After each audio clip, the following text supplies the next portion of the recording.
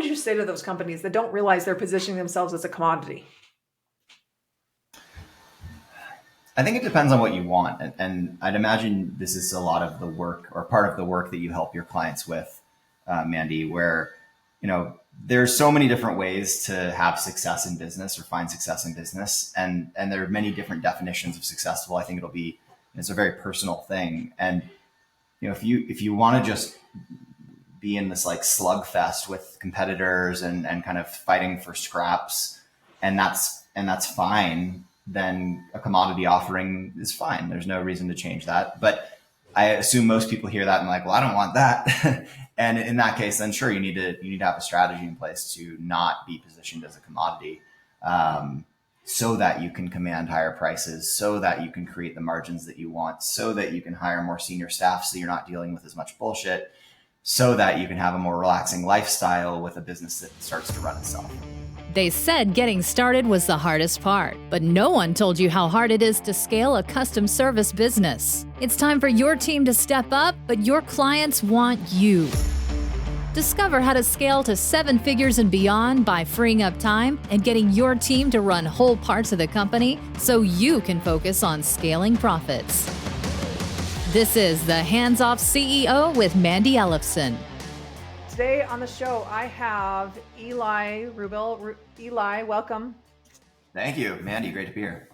Yeah, absolutely. So, Eli, his background is in finance and strategic finance, bookkeeping, and accounting for agencies and other service-based firms. And Eli, why don't you share a little bit more about your background and what brought you to this place and where you are today? Sure, happy to. So, my background, I have a non-traditional background. I'm a longtime agency founder. I currently own 3 agencies and run one of them. I have a marketing agency called Mattermade, where we grew that business to $7 million in net profit in the first 3 years of operation. To date, that business has done a little over 9 million in net profit. I also have a design agency called No Boring Design, and that business has done a little over 1 million in net profit since I started 2 years ago. And then I just recently took all of my passion for agency profitability and started Profit Labs, where we act as a virtual finance department. So CFO, controller, ARAP, bookkeeping, all under one roof for less than the cost of a full-time employee. Wow. That's what I'm doing today. Well, I definitely want to dig into this and how what you're seeing drives, $7 million of annual profits in an agency, because there's a lot of companies right now in the agency side who are seeing profits shrink. So I'd love to hear your perspectives on this. And, one of the things that when we were sharing about this event is the idea that CEOs don't earn salaries. They actually create them. They fund them. And really that salary feels smaller and smaller, that the harder that they work. And the company really needs to be about driving growth. So our topic today is the 3 hidden killers that are quietly draining firms' profits. And I would love to hear, what is it that's driving the $7 million per year of net profit in this agency? Yeah, and I should clarify, it's not 7 per year. It was 7 million in the first 3 years. Okay, still pretty impressive. Yeah, our peak, we did 4.2 million in EBITDA in a single year. But that was a unique unicorn of a year for us. Okay. So back to your question, which was what's driving that profit? Yeah. Yes, exactly. What's driving that profit? Yeah. So and this is something I've heard you talk about, Mandi, and I completely agree with, which is pricing is probably one of the most important things that agencies can do to create outsized returns and profit beyond what their peers are seeing. The story I like to tell with Mattermade, the marketing agency, was when I first launched that business, we were charging, or I should be more specific, solo founder at the time, was charging $2,500 per month for advisory services, marketing advisory services. Very quickly, I realized I'm not a marketer. I'm a business owner. I'm not a marketer. And so I hired someone else and was like, okay, let's see if we can charge for this other person's services instead of my time, and raised our prices to, I think it was like $7,500. And we were able to get that. And we got to capacity. And this is what I call price sensitivity testing. So essentially, agencies have this natural cycle where they ramp up to capacity. They're at capacity. And then as long as they can keep demand going, they go through this kind of manic hiring sprint where they're trying to create more capacity by hiring more team members. Every time we'd reach capacity, I see that as an opportunity to price sensitivity test. And what do I mean by that? So you reach capacity or you're nearing capacity. That's when I change my prices. And usually I'll do this. The litmus test I like to use is I want to change my prices to a number that makes me feel really uncomfortable, like a number that would make me laugh if I said it out loud, because it seems unreasonable for somebody to spend that much money on the same services, not changing the services at all. And it's a perfect time to do those tests when you're reaching capacity, because you really don't want to close business in that moment where you're at capacity. You kind of need to buy yourself time anyway. And so if you lose some deals or slow down your close rate because you increase your price, it's actually not the worst thing. And it's the best time, I think, to test for price elasticity. So we ended up, long story short, we ended up taking our prices from that initial $2,500 per month to a peak of $45,000 per month over the course of, took about 2 years to get there. And then our average retainer was right in that $40,000 to $45,000 per month range. The thing that I think is important to mention there is that our services didn't change a whole ton between that, call it first year, we were somewhere around that 7.5, 10K per month. The sprint up to the 45K per month, the services didn't change a whole lot. It was really just our positioning, our confidence around pricing, and the storytelling that we were able to present to prospective clients, showing them the outcomes that we delivered for prior clients. So then that's important then, because you're actually delivering outsized returns and results. So then what happened then between when you were charging $2,500 a month and $45,000 for a month as far as outcomes? Like what kind of outcomes were you delivering? Yeah. So I think we started to get at bats. Like when I first started the business, I shook my network. I had some good VC connections. So I was able to get into some smaller deals, some smaller startups. And we were targeting B2B startups at the time. Okay. And we were working with seed stage in the beginning, and then eventually started working with Series A and Series B. And then you get your first shot at a Series C company, or maybe like a pre-IPO company. And so over the course of that first year, we just started laddering our way up in credibility. When you close those first couple of deals, you have to use them as your source of credibility, but eventually you can get something that's a little shinier. And so for us, our big unlock was we closed Dropbox as a client. We closed Loom as a client, Hopin, Product Board, CallRail. Like we closed some really notable Yelp, really notable businesses. And for some of them, we were really instrumental in their growth. For example, Loom, we were the very first, we created their demand gen department. We were brought in by the CEO directly. They had one marketing employee at the time, and we created their first demand gen program. And then eventually our whole value prop was like, we come in, we set up your program, and eventually we make ourselves obsolete. You hire a team and we go our merry way. And so being able to charge those prices was really directly the result of being able to point and say, this is what we just did. This is what we just did. And I even made part of my sales pitch, and I miss these days. This is a real, the best sales pitch I've ever had. I would say, listen, I know you're talking to us. I know you're talking to competitor 1, competitor 2. We're almost always guaranteed to be in a bake-off with like the same 2 or 3 folks. Mm-hmm. I can guarantee you our prices are going to be $10,000 to $15,000 per month higher than our nearest competitor. Guaranteed. Our services, they're the same. We do the same things. We're going to use the same words when we talk about what we do. The difference is these outcomes and these logos and these results that we've driven. That's the only reason why you would pay us that much more. And it's up to you if you want to go with us or go with them. It's a question of, do you want to save money and hope for the best, or do you want to go with the kind of chosen or the validated path? Mm. And that was that was how we kind of built clout over time. Right. So then the real question then is that how do you become known as that validated path? Like, how do you get on that pathway? And I'd love to unpack that with you. Yeah. And hear your perspective on, because I mean, you hired a marketer, right? How did you know that marketer would be good enough that you could actually have them be delivering $45,000 a month services? Or was it a different person? Was it a different person?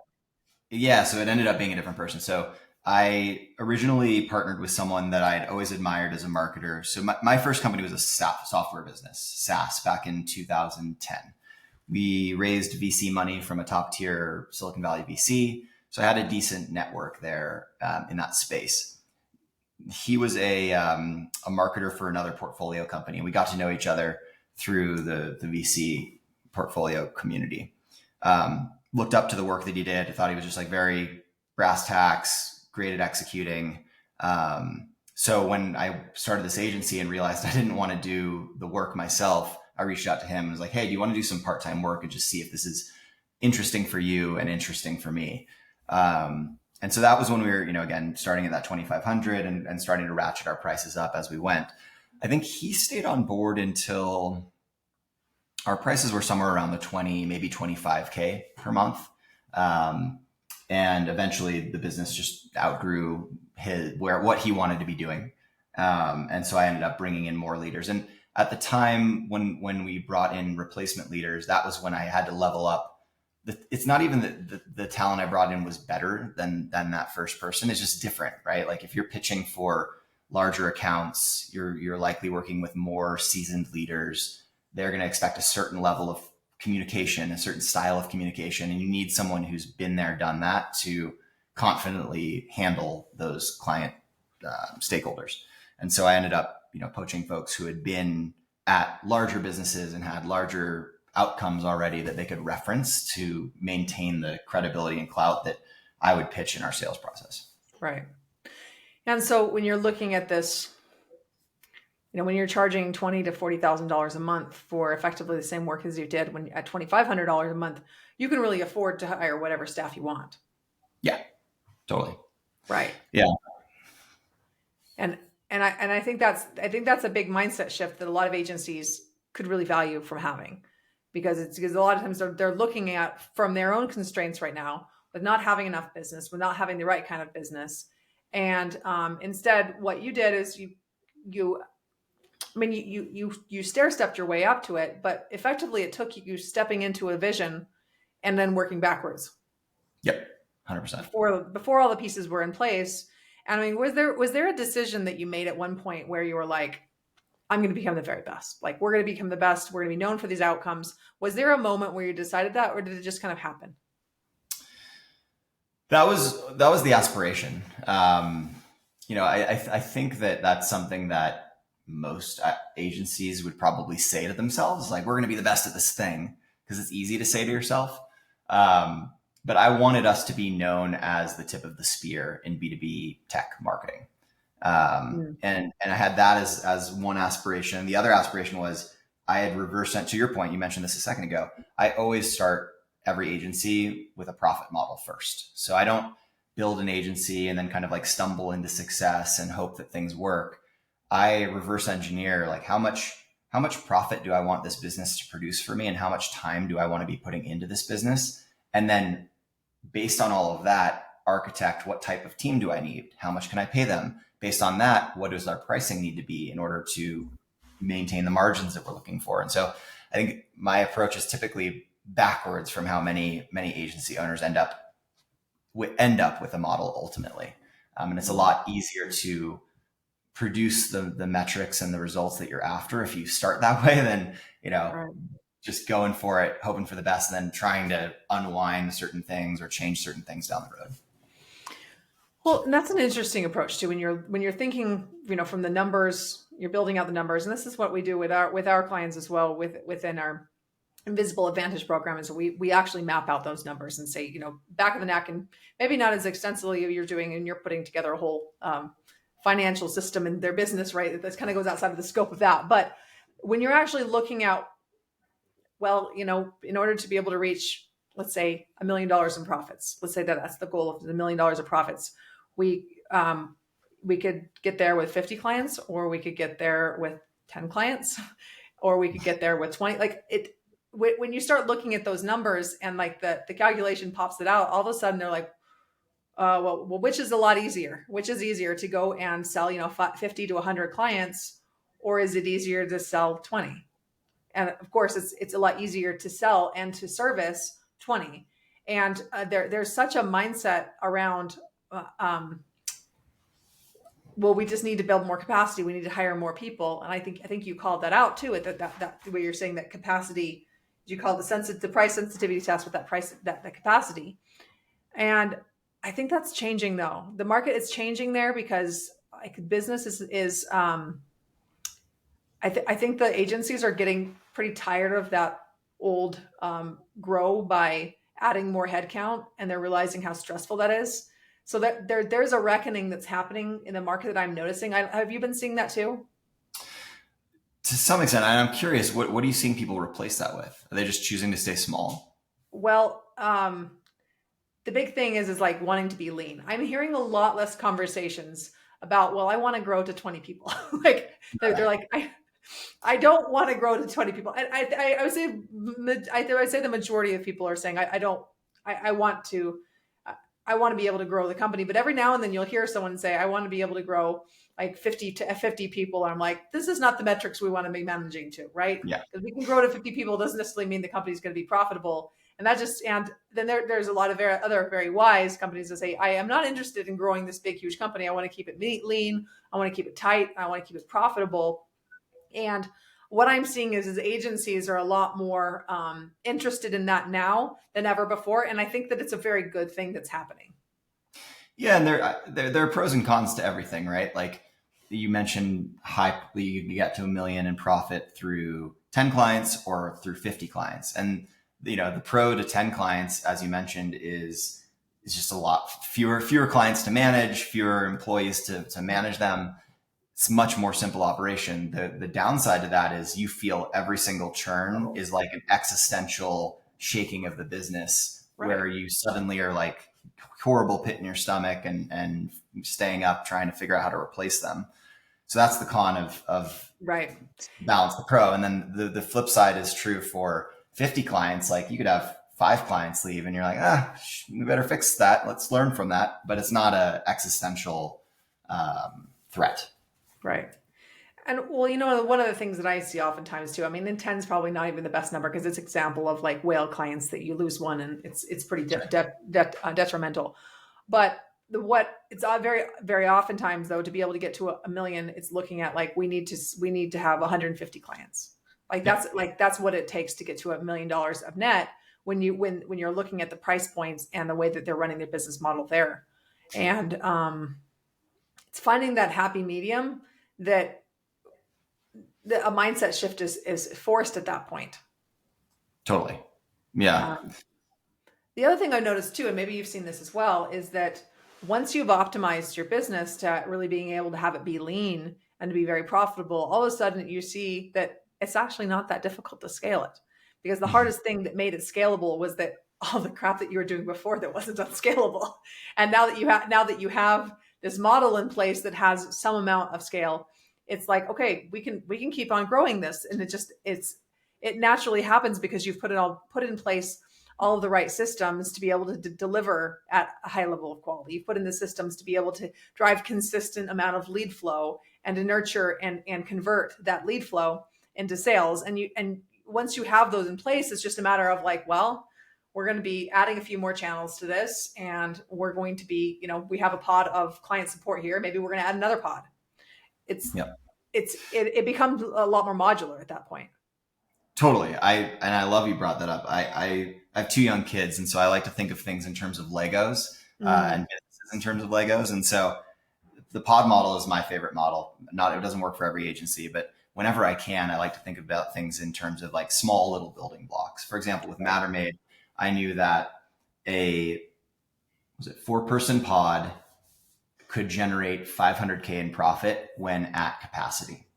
And capacity I defined as 90% of actual full utilization. And so that way you're like, okay, if I want to make 1.5 in profit, I need 3 pods. That's very simple. And really all you need to do is nail operations for 1 pod. And then you kind of know what you're getting yourself into. And then my general rule is anytime the team triples in size, I expect that something is going to break. And sometimes it's just one thing. Sometimes it's all of your systems and processes start to fall apart. And going back to the Lego analogy, it kind of makes sense. Like if you have, you start adding and adding and adding, eventually this thing's going to start bending and get weak and heavy, and you need to stack on some supporting pieces. And in a business world, that'd be like layers of management, or new processes or new automation, whatever it is. So yeah, I think you can keep the concept of the business can stay very simple if you use a pod model, for sure. I like that you brought that up too, because I think there's a misconception that happens with agencies that like once they just optimize their systems, then everything is just going to be fine. But the reality is that you're laughing, but like I hear this though, because they're like, okay, well, I want to grow the company, but I need to go and put all these systems in place. A year later, I hear the exact same thing from them, and they're just simply not moving forward on this. And really, what it comes down to is like, all right, you know what? Generating growth in your company it's going to break your systems. And if your systems are so tightly dialed in, then what's going on is you're basically fading into oblivion because you're not actually growing and stressing these systems in a way where it's what you should be expecting as you're growing the company. Is that what you're seeing too? Yeah, absolutely. I find these natural breakpoint for me personally across the 2 agencies that I own that have gone into higher headcounts. I've found breakpoints like when you're 1 person to maybe 5 to 7 people, you're basically still just like able to wrap your arms around everything. It's very simple. You don't really need to think about systems or processes too much. Then like around the 7 to 15 range, you start to find, okay, we feel like we're a business now. We're going to actually have some structure. Around 15 is that first big break point I've found across my agencies where like, okay, crap. Now I need to have like, reviews and, QBRs and all these things. And then again at 30 breakpoint, and then again at 45 breakpoint. So I'm sure it's different for every agency, but that's what I've seen personally. Yeah, I think that those are, I've seen similar things with that as well. And one really difficult challenge on this that I've seen is around, the 7 to 15 place where, yes, they need all these systems, but they're also, it's at a point where they've invested the most in the company. So their payroll is the highest it's ever been. And there's a lot of stress on the CEO, and they oftentimes don't have a manager in place, or a lot of times what we see is that like they have a manager or like a chief of staff, but really what they're doing is they're more like in client support, and maybe like 10% of their time is on management type of structure. So essentially what's happening is no one's doing the work that needs to happen in order to actually run and grow the company. So then you have all these pieces that are just falling apart in the company due to just really no management here. And then the CEO is wondering, why am I so stuck in this? Well, the reason why is because you're doing all the work. You should not be the one building all those systems. That needs to be a manager that's actually building out the structures for, your growth planning. And, you mentioned about the profit modeling, and you actually building a plan that's going to execute that. And I don't see very many CEOs that are disciplined enough on their own to be able to actually manage to that level of cadence and build all the systems and processes and manage the team and probably do the sales too, because they're doing that, and maybe even do the client strategy because they're probably involved in there too. So you can see this is where I see a huge breakdown in that size of the company. Totally.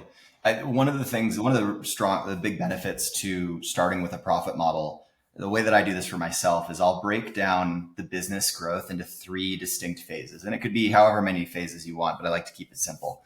The first phase I call proof of concept phase. And in that phase, I will describe what does a service delivery team look like? How much are they making? And how many clients can they support? And at that stage, it's a hypothesis, right? You don't know these things yet as facts, but it's a best guess. And then importantly, I create a section for all of my anticipated, essentially a budget. Like, here's how much we're going to spend on cold email and ads and whatever else we anticipate, software, insurance. Then there's a second phase where we start to invest more heavily. Like, okay, if we can get through proof of concept phase, and let's just make up numbers, it takes us to 15 clients. Okay, when we get to 15 clients, we probably need to start investing in some of these management layers, or maybe more senior staff, whatever it is. Maybe we want to start pushing on growth harder, so we need to double or triple our budget around ads and marketing. And when you look at how that impacts the model, you can start to play around with like, okay, the proof of concept phase gets me to 30K a month in profit. But then when we jump into that next phase of growth, all of a sudden our expenses are going up and our profit drops from 30 back down to 15 because we're making a bunch of new investments. And so while it doesn't happen in the literal sense where you suddenly go overnight from 30 back down to 15, it's super important to be aware of that, because that, I think, ties into the heart of what you were just describing, where most owners and CEOs, when they come to that breaking point of around 15 employees, and they have to make that choice of, do I incur a bunch of new expenses that I'm not really feeling comfortable with, which is going to take my personal income way down in order to grow the business? Or do I kind of shy away from that and just kind of bounce up against this upper limit without ever growing?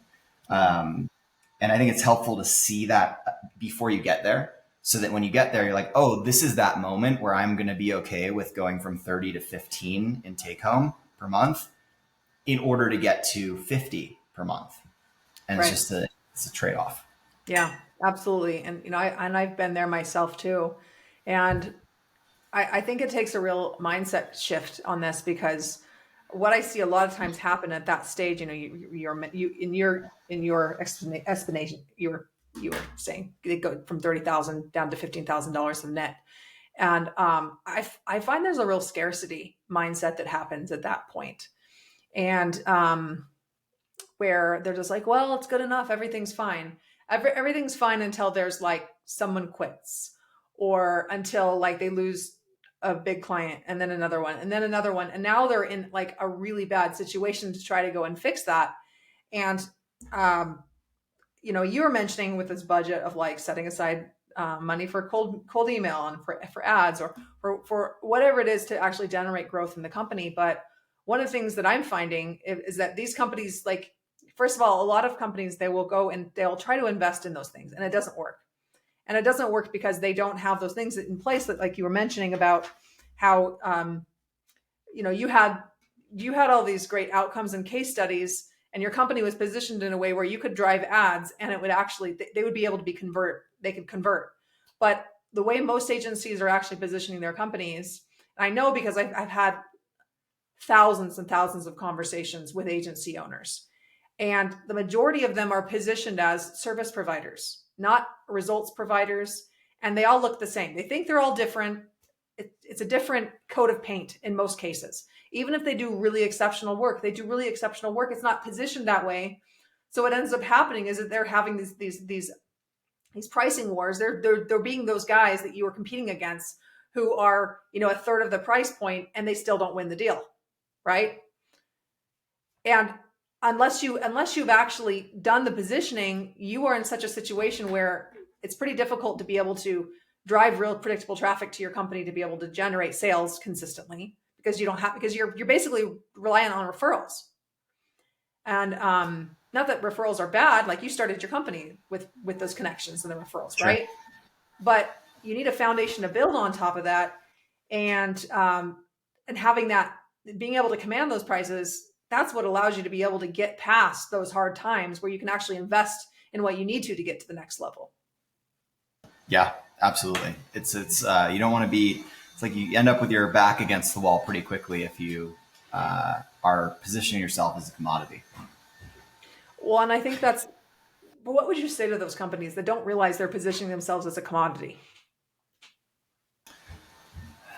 I think it depends on what you want. And I'd imagine this is a lot of the work, or part of the work, that you help your clients with, Mandi, where, there's so many different ways to have success in business or find success in business. And there are many different definitions of successful. I think it's a very personal thing. And, if you want to just be in this like slugfest with competitors and kind of fighting for scraps, and that's fine. then a commodity offering is fine. There's no reason to change that. But I assume most people hear that and like, well, I don't want that. And in that case, then sure, you need to have a strategy in place to not be positioned as a commodity, so that you can command higher prices, so that you can create the margins that you want, so that you can hire more senior staff, so you're not dealing with as much bullshit, so that you can have a more relaxing lifestyle with a business that starts to run itself. Yeah. Yeah. I think it really comes down to choosing your hard. Like, Yeah. you know, is it hard to invest ahead of growth? Yeah. But it's also really hard to be stuck in this level where you can't get the company further, but it's also like running your life, and you don't really have a company that's worth very much because you're at the center of it.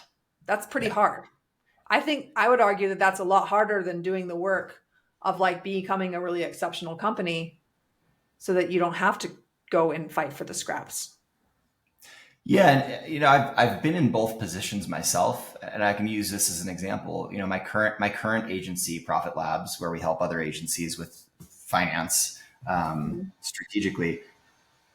There's an upper limit there that doesn't exist so much in a growth oriented field like marketing or sales. If you're helping businesses with marketing or sales, the upside for them is almost limitless, and so you can have value-based pricing that goes to the moon like we did with Mattermade. Whereas with an offering like Profit Labs, you know, our ticket prices starts at $27.50 per month, and goes up to a max of maybe $5,000 per month. Yeah.